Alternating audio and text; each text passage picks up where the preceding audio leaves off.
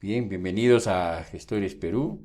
Vamos a continuar con el curso de especialización en contrataciones del Estado, esta vez en el tema de resolución de controversias, ¿no? Durante la ejecución contractual, los procedimientos clásicos de resolución de controversias son conciliación y arbitraje. Sin embargo, actualmente tenemos conciliación, arbitraje y la Junta de Resolución de Controversias. Las controversias o los conflictos se derivan pues de la ejecución contractual. ¿Cuáles son los tipos de controversias que se producen en la ejecución del contrato? Tiene que ver con ampliaciones de plazo no aprobadas o las aprobadas en forma ficta que la entidad no reconoce, atrasos imputables o no a alguna de las partes en relación al contratista respecto del atraso injustificado en sus prestaciones que daría lugar a una penalidad, eh, ejecución de mayores o menores prestaciones que no serían reconocidas por la entidad en mayor o menor pago. Esto tiene que ver directamente con el principio de equidad que establece el artículo 2 de la Ley de Contrataciones, de acuerdo al cual las prestaciones entre las partes deben de guardar razonable proporción de equidad. Si yo ejecuto más o gasto más en la ejecución, es justo que es adecuado a ley que me reconozcas ese mayor gasto, ¿no? Ello en algunos casos pues ha dado lugar a las pretendidas adendas, ¿no? La justificación o no de estas adendas en cuanto al cálculo del monto, etcétera, es pues objeto de controversia, ¿no? Respecto de la calidad de las prestaciones, si cumple o no el bien entregado, las condiciones de calidad ofertadas, si procede de la marca de fábrica que he ofertado, o es una marca alternativa que cumple las condiciones, pero que no corresponde exactamente a la marca ofertada, la calidad de las prestaciones del personal que he propuesto para la ejecución del servicio. Yo propuse un ingeniero sanitario con maestrías y expertise en el tema hidráulico y quien viene ejecutando los servicios de mantenimiento, por ejemplo, es un ingeniero civil.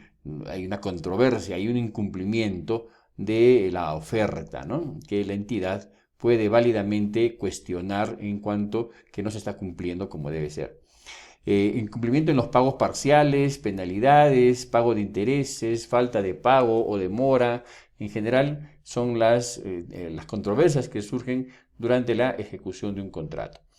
El artículo 45 de la Ley de Contrataciones nos indica que todas estas controversias y otras más que puedan surgir en la ejecución contractual se resuelven mediante los procedimientos de conciliación, junta de resolución de disputas o arbitraje institucional. De manera excepcional también mediante el arbitraje ad hoc, ¿no? Eh, ¿Qué cosa es la conciliación o la conciliación extrajudicial propiamente dicha? Bueno, es una institución de reciente creación, bueno, a partir del año 2000 en adelante, en realidad, ya tiene 20 años de funcionamiento de la conciliación extrajudicial.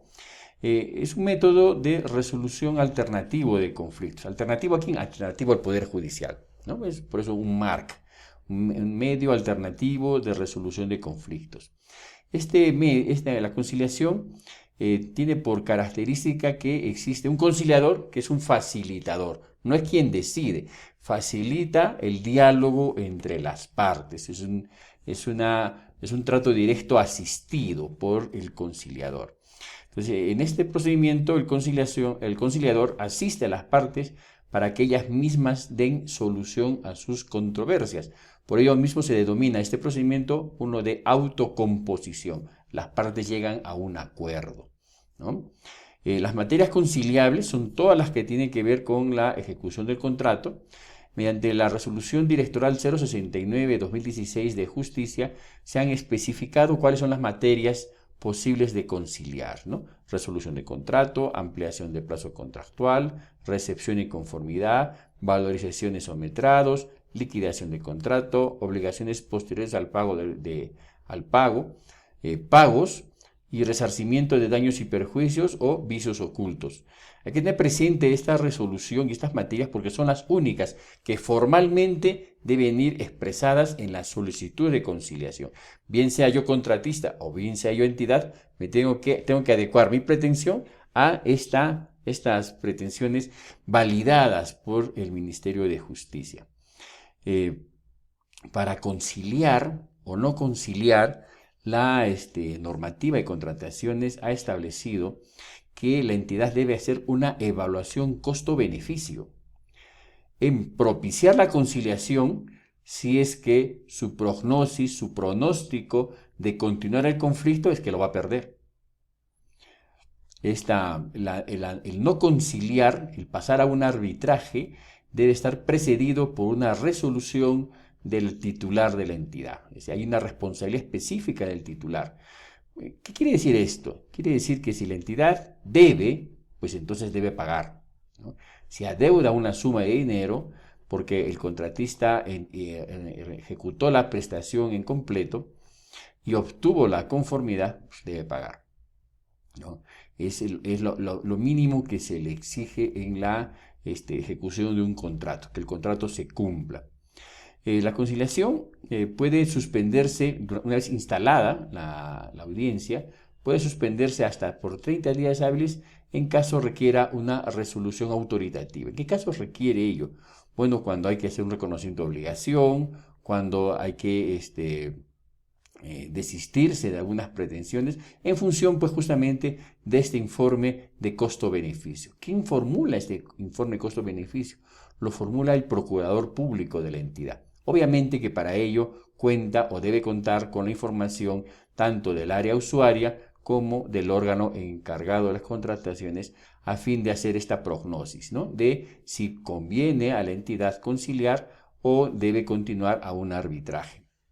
Las entidades están obligadas a registrar las actas de conciliación dentro de los 10 días hábiles de suscrita en el SEACE.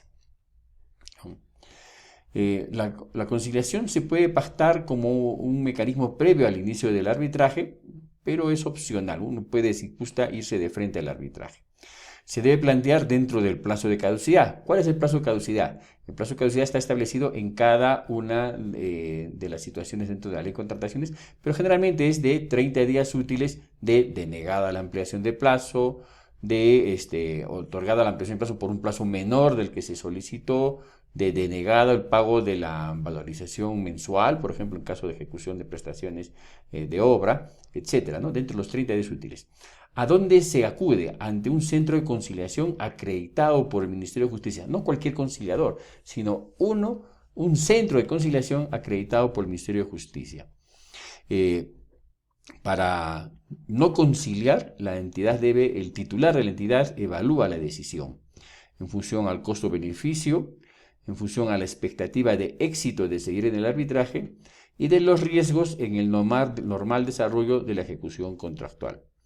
La evaluación debe estar contenida en un informe técnico legal previamente sustentado por el área usuaria y el procurador público. Esta normativa, pues, propone que los conflictos, las controversias, se resuelvan en conciliación.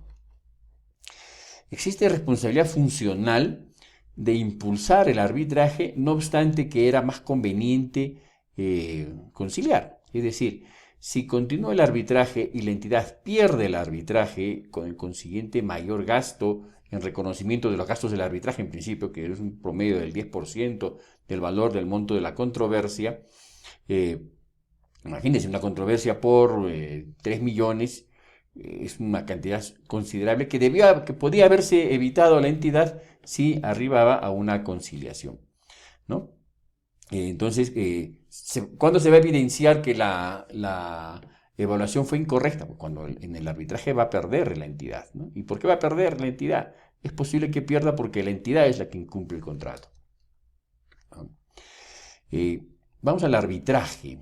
Tenemos la figurita de un árbitro, ¿no? Es un árbitro de fútbol.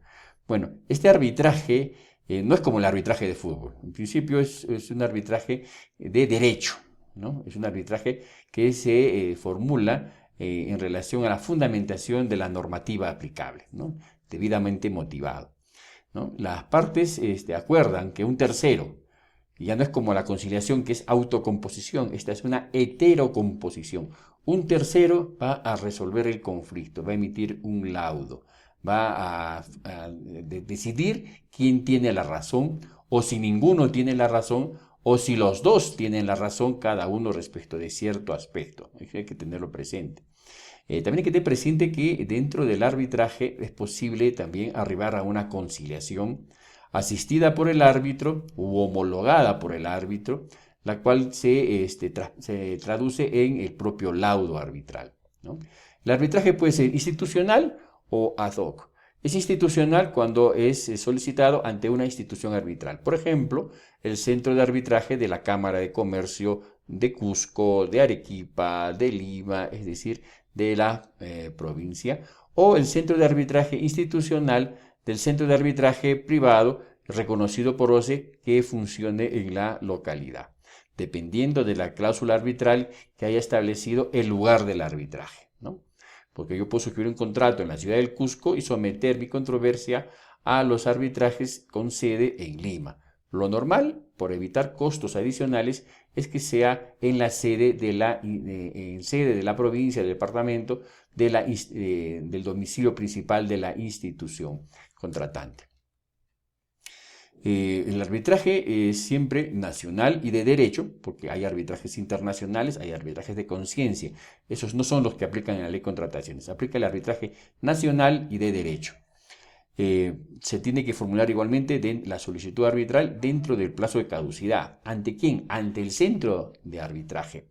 Únicamente en el caso del arbitraje ad hoc, el inicio del procedimiento arbitral es con la propuesta de árbitro comunicada a la entidad, mediante la cual el contratista o la entidad al contratista le comunica su intención de iniciar el procedimiento arbitral, a cuyo efecto comunica cuál es su árbitro de parte o árbitro único a cargo de la resolución de la controversia.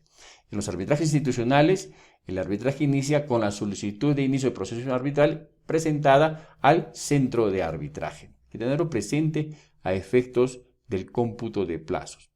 Los arbitrajes ad hoc, es decir, fuera de una institución arbitral, para bienes, servicios y consultoría en general, se pueden realizar hasta el monto igual y no mayor de 5 millones de soles. Antes era solo hasta 25 UIT, ahora estamos a 5 millones.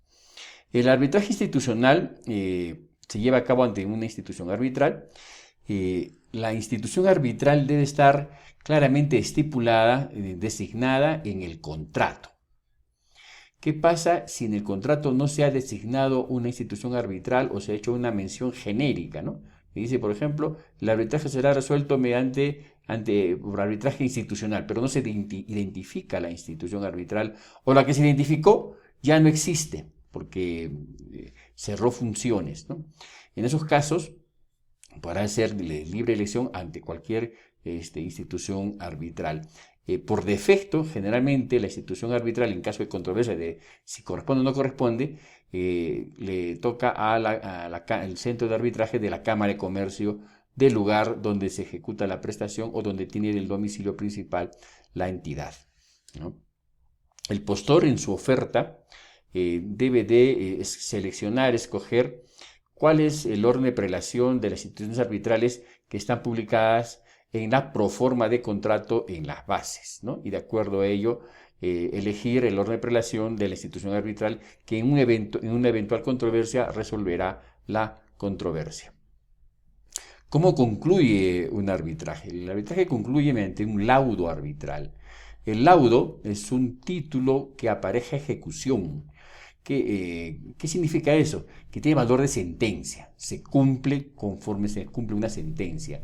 Emitido el laudo, notificada a las partes, la parte obligada es renuente, bueno, solicito al Poder Judicial en vía de ejecución de título ejecutivo que ejecute la sentencia, que ejecute el laudo, que ejecute las obligaciones que se han establecido en el laudo. Si en el laudo dice que pague, bueno, en ejecución de sentencia, en ese procedimiento de ejecución, el juez ordenará a la entidad pague, ¿no? Mediante el auto de cumplimiento y su secuela correspondiente.